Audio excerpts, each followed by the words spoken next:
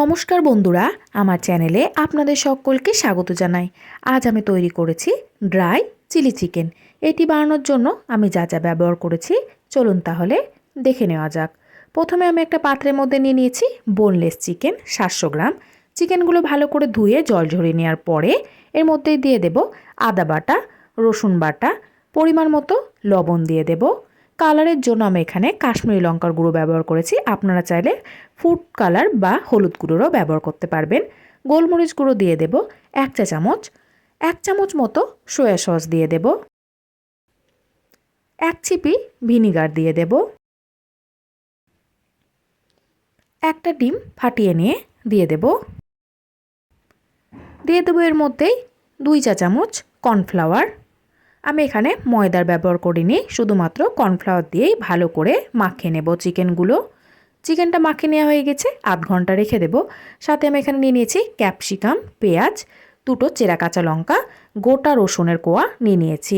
এইবারে কড়াইতে দিয়ে দেব সাদা তেল। তেলটা একটু বেশি পরিমাণে ব্যবহার করব। তেলটা ভালো করে গরম করে নিতে হবে। তেলটা ভালো করে গরম করে নেওয়ার পরে চিকেনের টুকরোগুলো তেলের মধ্যে দিয়ে দেব। মিডিয়াম টু হাই ফ্লেমে রেখে দিয়ে চিকেনগুলো ভালো করে ভেজে নিতে হবে। খুব একটা বেশি কড়া করে ভাজার প্রয়োজন নেই, হালকা করে ভেজে নিলেই হয়ে যাবে। চিকেনগুলো ভেজে নেওয়া হয়ে গিয়েছে, তেল ঝরিয়ে নিয়ে তুলে নেব। চিকেন ভেজে নেওয়া তেলের মধ্যেই দিয়ে দেব চেরা কাঁচা লঙ্কা, সাথেই দিয়ে দেব গোটা রসুনের কোয়া। আমি এখানে রসুনগুলো গোটায় ব্যবহার করেছি, আপনারা চাইলে কুচি কুচি করে নিয়েও ব্যবহার করতে পারবেন। আর হ্যাঁ, আমি এখানে আদার ব্যবহার করিনি। এবারে কেটে রাখা পেঁয়াজ এবং ক্যাপসিকামের টুকরোগুলো দিয়ে দেব। 2 থেকে 3 মিনিট মতো নাড়াচাড়া করে নেব। এবার এর মধ্যে দিয়ে দেব পরিমাণ মতো লবণ। যেহেতু চিকেনের মধ্যে লবণ দেওয়া আছে, লবণের পরিমাণটা একটু বুঝে ব্যবহার করবেন। লবণটা দিয়ে নিয়ে আরও 2 থেকে 3 মিনিট মতো ভালো করে ভেজে নিতে হবে। এবারে এর মধ্যেই দিয়ে দেব রেড চিলি সস 1 চা চামচ, সয়া সস দিয়ে দেব 1/2 চা চামচ, টমেটো কেচাপ দিয়ে দেব 2 চামচ। এবারে সমস্ত কিছু ভালো করে মিশিয়ে নিতে হবে। দিয়ে দেব এতেই সামান্য পরিমাণে ভিনিগার, প্রায় 1/2 ছিপি মতো, আর দিয়ে দেব 1/2 চা চামচ কর্নফ্লাওয়ার।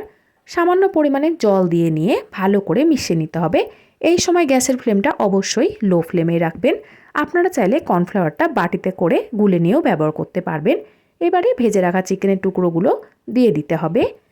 মিডিয়াম টু হাই ফ্লেমে রেখে দিয়ে 5 মিনিট মতো চিকেনগুলো ভালো করে মিশিয়ে নিতে হবে সবজির সাথে।